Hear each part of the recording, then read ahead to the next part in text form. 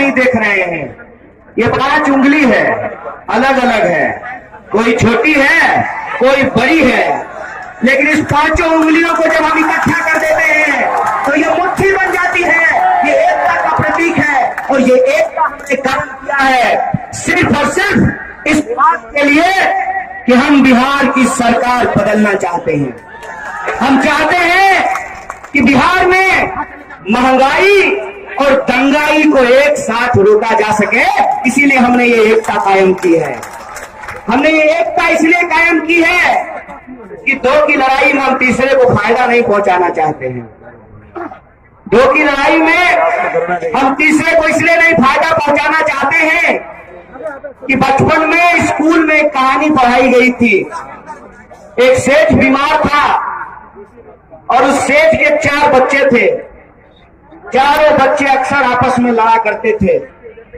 सेठ को चिंता हो रही थी कि अगर मैं मर गया तो ये घर बार बिजनेस संभाल के नहीं रख पाएंगे, क्योंकि ये चारों भाई आपस में लड़ते रहते हैं। सेठ बेड पे पड़ा हुआ था, नौकर पंखा झल रहा था और उसके मन में लगातार विचार चल रहा था कि इन चारों भाइयों को इकट्ठा कैसे करें। फिर उसके मन में एक ख्याल आया और चारों बेटे को बारी बारी से बुलाया और एक एक लकड़ी दी, कहा इसे तोड़ कर दिखाओ। चारों बेटों ने बड़ी आसानी से उस एक एक लकड़ी को तोड़ दिया। फिर चारों भाइयों को इकट्ठा बुलाया, 4 लकड़ी साथ करके एक एक भाई को उसे तोड़ने के लिए कहा। कोई भाई उसको तोड़ नहीं पाया। बेटों ने बाप का संदेशा समझ लिया। वो यह बात समझ गए कि भाई अगर आपस में लड़ते रहे तो कुछ भी बचने वाला नहीं है। इसीलिए एकता में बल होता है, एकता में शक्ति होती है। अगर हम बिहार बदलना चाहते हैं तो हमको इस बात की महत्वाकांक्षा नहीं होनी चाहिए कि हम विधायक बनेंगे कि नहीं बनेंगे। अगर हम बिहार बदलना चाहते हैं तो हमको इस बात की महत्वाकांक्षा नहीं होनी चाहिए कि हम सांसद बनेंगे कि नहीं बनेंगे। अगर हम बिहार बदलना चाहते हैं तो हमको इस बात की महत्वाकांक्षा नहीं होनी चाहिए कि हम मुख्यमंत्री बनेंगे कि नहीं बनेंगे। ईमानदारी से बताइए, अगर बिहार बदलना हमारी प्राथमिकता है तो विधायक बनना हमारी प्राथमिकता नहीं होनी चाहिए ना। अगर समाज बदलना, समाज को आगे ले जाना अगर हमारी प्राथमिकता है तो सीट जिसको मिल गया, सीट जिसके खाते में चला गया, ईमानदारी से उसको स्वीकार कर लेना चाहिए ना।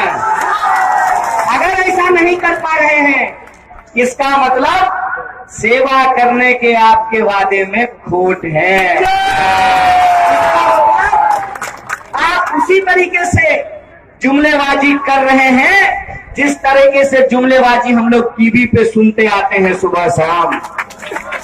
एक बात बताइए, जो लोग ये दावा करते हैं कि हम भाजपा को रोकना चाहते हैं और बिहार को आगे बढ़ाना चाहते हैं, उनकी लड़ाई में ये ईमानदारी दिखनी चाहिए कि नहीं दिखनी चाहिए?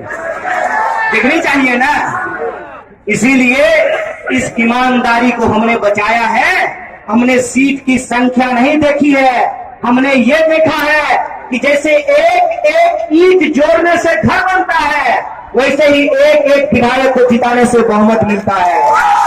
हमने ये देखा है कि अगर हम बिहार की सरकार बदलना चाहते हैं तो हमको यह बात समझनी होगी कि अगर बूंद बूंद से घड़ा भरता है तो बूंद बूंद से घड़ा खाली भी हो सकता है। इसीलिए हम आपसे ये आग्रह करने के लिए आए हैं, बिहार को बचाने का ये जन आंदोलन है, बिहार को आगे ले जाने का ये जन आंदोलन है।